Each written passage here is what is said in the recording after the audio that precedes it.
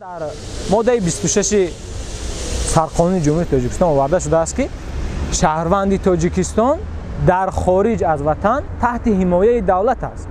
ولی امروز ما چندین نفرهای میدونیم که و اخبارات هم داریم که در خارج کشور تحت حمایه دولت قرار ندارند.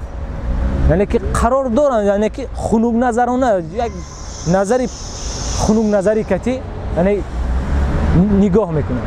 و ما چندین نفرهای آگاه شدیم که همچون یک غلام استفاده میبرند در خارج از کشور و پولای آنها نمیتیند شرطنامه‌ای که بین همدیگر میکنند.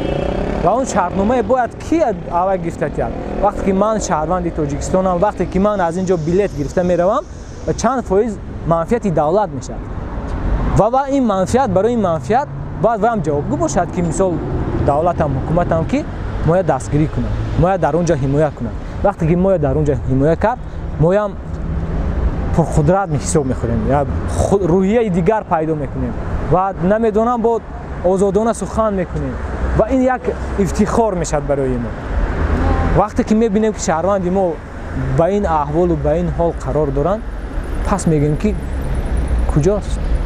فکر میکنم که مهاجرت مهنتی، اون افرادی که در مهاجرت مهنتی هستند بخصوص در شهر روسیه، چون که بیشتر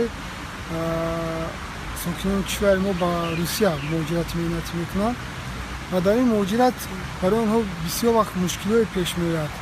از این جمله برای گرفتن پاتنت، برای گرفتن اجازت، برای اجازتنامه برای کار کردن برای مشکل بسیاری است. ولی فکر میکنم یگان نهادی با قوت مستحکم نیست که پشتیبان مهاجرا باشه.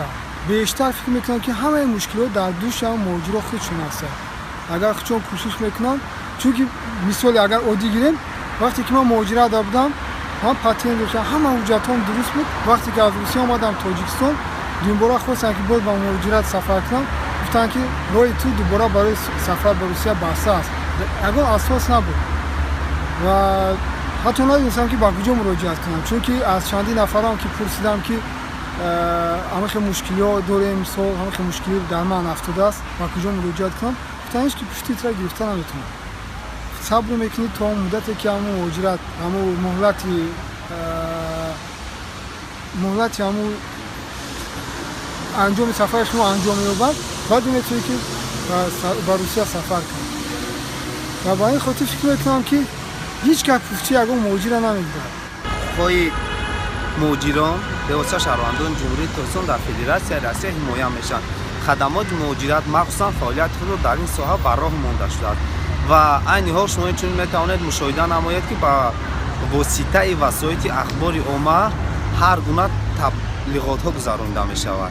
برای آنه که چگونه شهروندان جمهوری تاجیکستان باید به حجت ها اهمیت دهند، طرز رفتن از اینجا، گرفتن هر گونه اجازتنامه برای فعالیت خویش، این همه قدم های اولین شاید باشد و این میتواند من بعد شرایط مهاجران مهنتی جمهوری تاجیکستان را در کشورهای خارجی در یک حالت مساعد و این چنین شاید شرایط زندگی ارزنده برای آنها فراهم آورد. وقتی که من حقوق مهاجران تاجیکستان را در روسیه حمایت نمی‌کند، برای آنکه وقتی که آنها یگان حجت ناچیز نداشته باشند، برای یک کمبودی ناچیز آنها را از آنجا دیپورتاسیا می‌کنند و وقتی که آنها به کشور برمیگردند، آنها در مدت چند سال باز نمی‌توانند که به روسیه روند و در اینجا بیکار میگردند. این چنین باز مشکلات‌های زیادی هستند که حمایت کرده نمی‌شوند. فکر میکنم که بعد با سمت